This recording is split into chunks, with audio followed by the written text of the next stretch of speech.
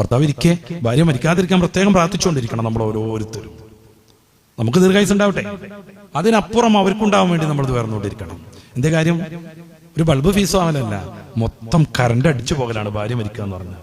വാപ്പ മരിച്ചാൽ ചിലപ്പോൾ സിറ്റൗട്ടിലെ ബൾബ് കിടയിരിക്കും. കറണ്ട് കുറ്റിയോടെ അടിച്ചു പോകലാണ്.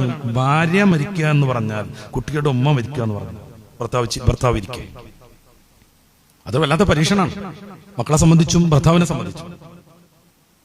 അപ്പൊ ഈ യാത്ര അവസാനം വരെ ഒന്നിച്ചു പോകണം. ഇത് കണ്ടു വളരണം കുഞ്ഞുമക്കൾ. അവരൊരിക്കൽ പോലും വഴിവഴിച്ചു പോകില്ല.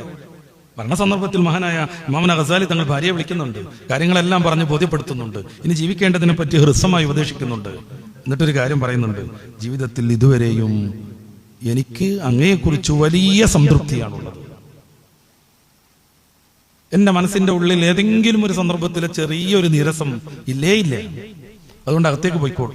താങ്കൾക്ക് കാണാൻ പറ്റാത്ത ചില ആളുകൾ എന്നെ സന്ദർശിക്കാൻ വരുന്നു എന്നും പറഞ്ഞിട്ട് മഹാൻ കഫം തുണി എടുത്തിട്ട് മുത്തം കൊടുത്ത് നിവർത്തി ധാരാളം നിസ്കരിച്ച് മനോഹരമായി തന്റെ ആത്മാവിനെ ഏൽപ്പിച്ചു കൊടുക്കുന്നു.